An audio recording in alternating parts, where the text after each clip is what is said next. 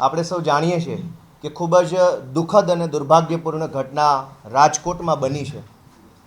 પણ દુઃખદ ઘટના રાજકોટમાં બની છે એટલી જ વાત નથી. ગુજરાતમાં વારંવાર ક્યારેક રાજકોટમાં, ક્યારેક અમદાવાદમાં, ક્યારેક સુરતમાં, ક્યારેક ભાવનગરમાં, ક્યારેક ક્યાંક સતત આવી ઘટનાઓ બનતી રહે છે. અને મહિનો દોઢ બે મહિના પછી સરકાર, ભાજપના લોકો અને ભાજપ સાથે મળેલા માણસો જનતાને આ દુર્ઘટનાઓ ભૂલાવી દેવા માટેનું ષડયંત્ર કરે છે. આમ આદમી પાર્ટી આજે એક અભ્યાસ કરીને, રિસર્ચ કરીને કેટલીક વાતો સામે લાવવા માગે છે. ગુજરાતમાં જે રીતે ભાજપના નેતાઓ અને સરકારી અધિકારીઓનું એક ભ્રષ્ટ ગઠબંધન થયું છે, અને આ ભ્રષ્ટ ગઠબંધનના પાપે વડોદરામાં હોડી ઊંધી વળી જાય છે, મોરબીમાં બ્રિજ તૂટી જાય છે, રાજકોટમાં આગ લાગી જાય છે, સુરતની અંદર આગ લાગી જાય છે. આ તમામ ઘટનાઓ, યા તો બોટાદમાં લઠ્ઠાકાંડ થઈ જાય છે, આ તમામ ઘટનાઓના મૂળમાં ભાજપના નેતા અને સરકારી અધિકારીઓનું ભ્રષ્ટ ગઠબંધન જવાબદાર છે. ગુજરાતમાં જ્યારે આવી ઘટના બની છે ત્યારે ગુજરાતની જનતાની આંખમાં ધૂળ નાખવા માટે, ગુજરાતની જનતાને છેતરવા માટે, પોતાના મળતિયાઓ, અધિકારીઓ અને ભાજપના નેતાઓને બચાવી લેવા માટે સીટ નામનું ષડયંત્ર ભાજપ સરકાર કરી રહી છે.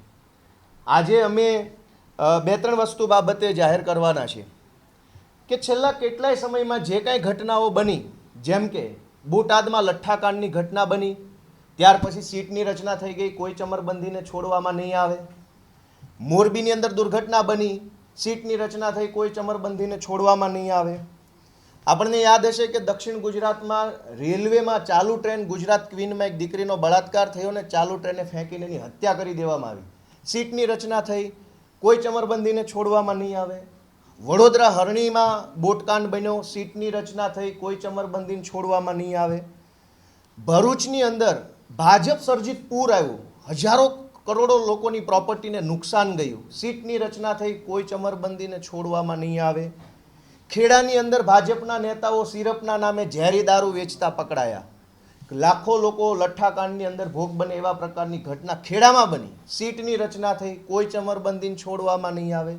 પંચમહાલ ગોધરામાં નીટની પરીક્ષામાં, NEETની પરીક્ષામાં ભાજપના નેતાઓ પેપર ફોડતા પકડાયા, સીટની રચના થઈ, કોઈ ચમરબંધીને હવે છોડવામાં નહીં આવે. વડોદરાની અંદર આપણે જોયું ચકચારી સામૂહિક દુષ્કર્મ થયું આપણે ગુજરાતની દીકરી ઉપર નવરાત્રી દરમિયાન, સીટની રચના થઈ, કોઈ ચમરબંધીને છોડવામાં નહીં આવે. રાજકોટની મારવાડી યુનિવર્સિટીના કેમ્પસમાંથી ગાંજો પકડાયો અને મુખ્યમંત્રી અને ગૃહમંત્રીએ કીધું કોઈ ચમરબંધીને છોડવામાં નહીં આવે, સીટની રચના કરવામાં આવી આ ગાંજા પ્રકરણની અંદર.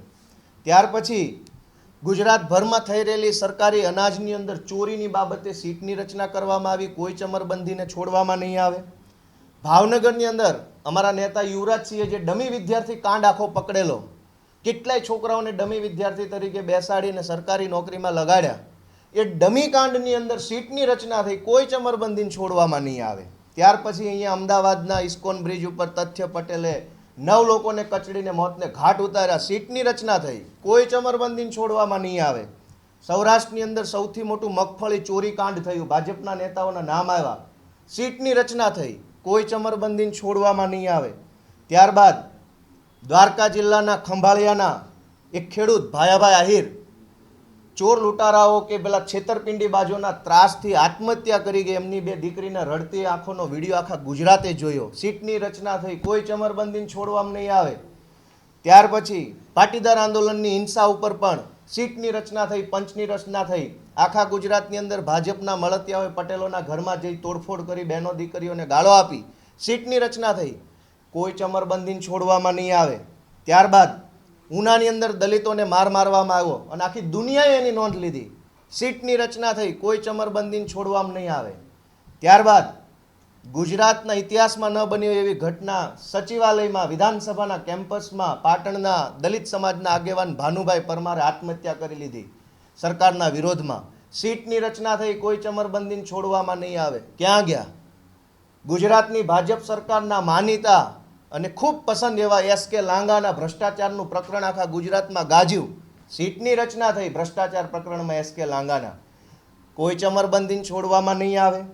ત્યારબાદ નકલી સરકારી કચેરીઓ અમારા જે ચૈતરભાઈ વસાવાએ આખા ગુજરાતમાં ખોલી બતાવી, છોટા ઉદેપુરથી લઈ નર્મદા ભરૂચ જિલ્લાઓમાં આદિવાસી વિસ્તારોની નકલી કચેરીઓ બાબતે સીટની રચના થઈ, કોઈ ચમરબંધીને છોડવામાં નહીં આવે. ત્યાર પછી જામનગરના પ્રખ્યાત વકીલ પલેજા સાહેબની ધોળે દાડે હત્યા થઈ, જામનગર બંધ રહ્યું, સીટની રચના થઈ, કોઈ ચમરબંધીને છોડવામાં નહીં આવે. ને એવી જ રીતે કચ્છના મુન્દ્રાની અંદર એડવોકેટ દેવજીભાઈની છરા જાહેરમાં હત્યા થઈ, કચ્છની અંદર ખૂબ જ ઉકળાટ થયો, સીટની રચના થઈ, કોઈ ચમરબંધીને છોડવામાં નહીં આવે.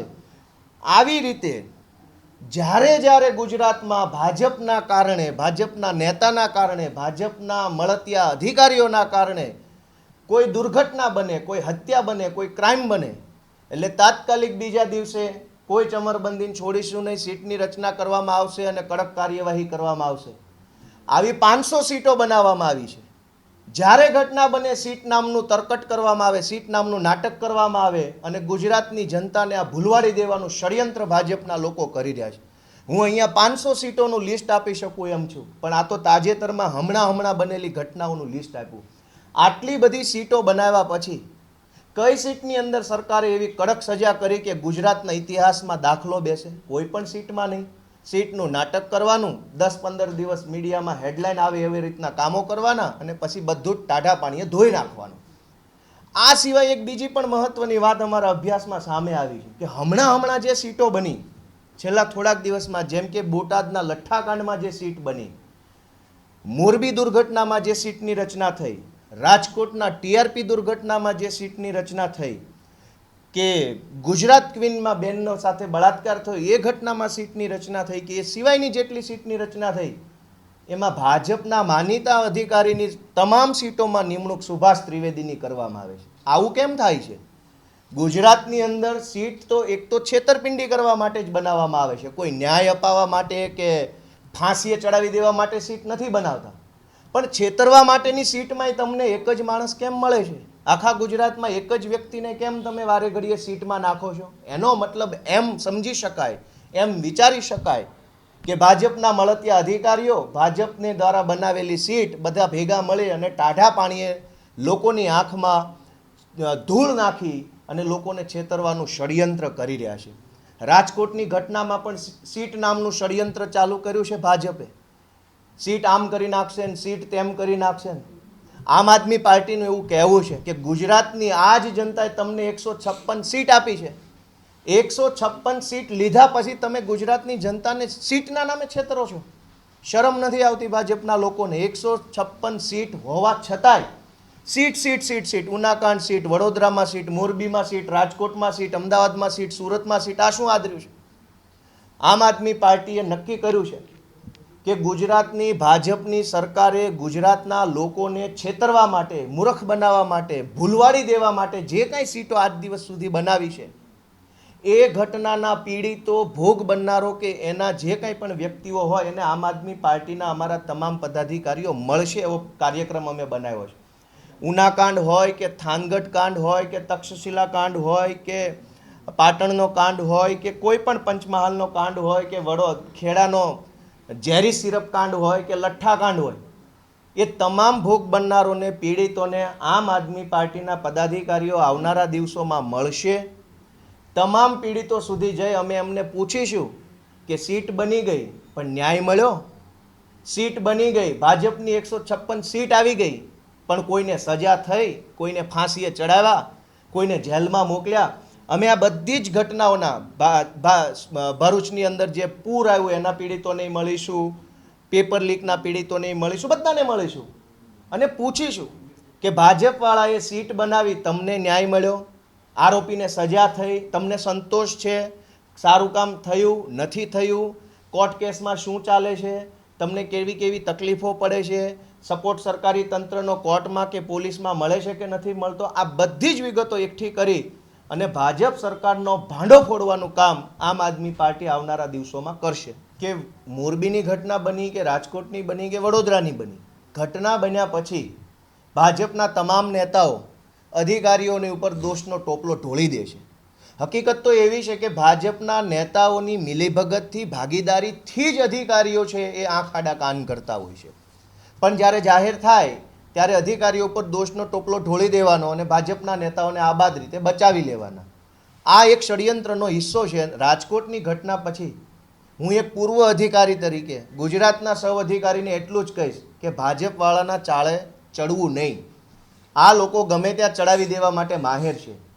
ભાજપવાળાના ઈશારે જે કાંઈ અધિકારીઓ કામ કરે છે એના ઉપરવાળો આવા જ હાલ કરવાનો છે. આજે રાજકોટમાં જે જેલમાં ગયા છે એમને એમના પાપની સજા મળવાની છે, મળવી જ જોઈએ. અને આવી જ સજા મોરબીના પણ ચીફ ઓફિસરને મળવી જોઈએ અને વડોદરાના મ્યુનિસિપલ કમિશનરથી લઈને ફાયર કમિશનરથી લઈને જે કાંઈ હોય એને મળવી જોઈએ. જે લોકોએ ભાજપના ઈશારે ભ્રષ્ટાચાર કરી અને ભાજપના કહેવા પ્રમાણે બેદરકારી દાખવી છે એમને સજા થવી જોઈએ. ભાજપના નેતાઓને પણ થવી જોઈએ. અમને આશા છે કે કંઈક સારું કામ થશે. અને તમે જે મુજબ કીધું કે આપણે સીટના જે પીડિતો છે અમે એને મળીશું, કદાચ એ લોકો ન્યાય નહીં મળે તો આપ કાયદાકીય લડાઈ લડશો, એના વતી આમ આદમી પાર્ટી 100% ગુજરાતની જનતાએ પસંદ કરેલા વિરોધ પક્ષ તરીકે અમે એમને મળીશું, એમનું દુઃખ દર્દ જાણીશું, એમની પીડા જાણીશું, એમને શું મદદની જરૂર છે એ પણ જાણીશું, કાયદાકીય મદદની જરૂર છે કે અન્ય કોઈ સપોર્ટની જરૂર છે જાણીશું. અને જાણ્યા પછી અમારાથી જેટલી મદદ શક્ય છે એ ખુલ્લા દિલથી મદદ કરવા માટે પણ અમે તૈયારી કરી છે. જે રીતે ઇન્ડિયા ગઠબંધન ગુજરાતમાં જે 26 સીટ લડ્યું છે, ખૂબ મજબૂતાઈથી લડ્યું છે, એક થઈને લડ્યું છે. મેં 8 મહિના પહેલાં એક નિવેદન કરેલું કે અમારા માટે લોકતંત્ર બચાવવું, લોકશાહી બચાવવું એકમાત્ર લક્ષ્ય છે, એટલે પાર્ટીથી ઉપર દેશ. અને એટલા માટે ઇન્ડિયા ગઠબંધન 26 અહીંયા પણ લડ્યું છે. આપે જોયું હશે ઘણા લોકો ભાજપવાળા ફૂટ પાડવાની કોશિશ કરી હતી, સરકારો તોડી, ઈડીના ધમકીઓથી ઘણાને તોડવાના કોશિશ કરી, પરંતુ અરવિંદ કેજરીવાલજી હિન્દુસ્તાનના એક એવા નેતા કે જેમને એવું કહેવામાં આવ્યું હતું કે તમે કાં તો જેલ કાં તો ઇન્ડિયા ગઠબંધનમાંથી ના તો તોડી દો. અને ત્યારે એ વ્યક્તિ જે બીજા લોકોએ પલટી બાજુએ પલટી મારી, બીજા લોકોએ સરકારો તોડીને મુખ્યમંત્રી પદ ગ્રહણ કર્યું, ત્યારે અરવિંદ કેજરીવાલજી આ દેશના લોકો માટે, દેશ હિત માટે એક થઈને એમણે ઇન્ડિયા ગઠબંધનની સાથે અમે છેટ સુધી નાતો સુહાગભર્યો, સૌહાર્દભર્યો અમે નિભાવ્યો છે. બધા લોકો એવું કહેતા હતા કે ચાલશે નહીં, આમ નહીં થાય.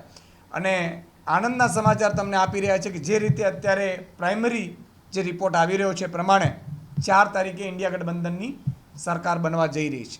ગુજરાતમાં પણ અમે આમ આદમી પાર્ટી ભાવનગર અને ભરૂચ સીટ તો જીતે જ છે, સાથે સાથે ઇન્ડિયા ગઠબંધનની બીજી સીટો પણ અમે જીતી રહ્યા છીએ. જે પરિણામ 2004 કે 2009 જેવું હશે.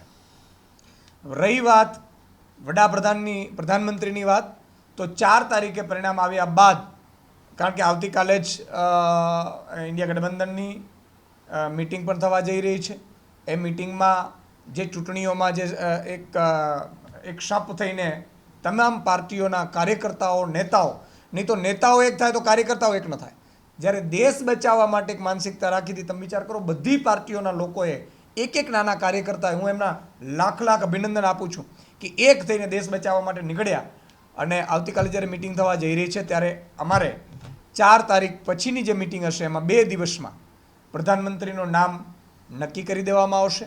અને આગામી જે પણ દેશ બચાવવા માટે, દેશ લૂંટવા માટે જે લોકોએ ખેલ કર્યા છે એ તમામને પહેલાં પગથિયે એમને પરચો દેખાડીને આ દેશમાં જે લૂંટ ચલાવી છે એને બચાવી લેવામાં આવશે.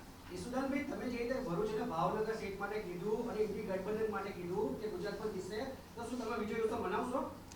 પહેલાં તો ઇન્ડી ગઠબંધન નથી, ઇન્ડિયા ગઠબંધન છે. આ ભાજપવાળા જો એનડીએ, તમે એનડીએ લખો તો એનડી ગઠબંધન થાય ને, સ્વાભાવિક છે કે એનડી ગઠબંધન.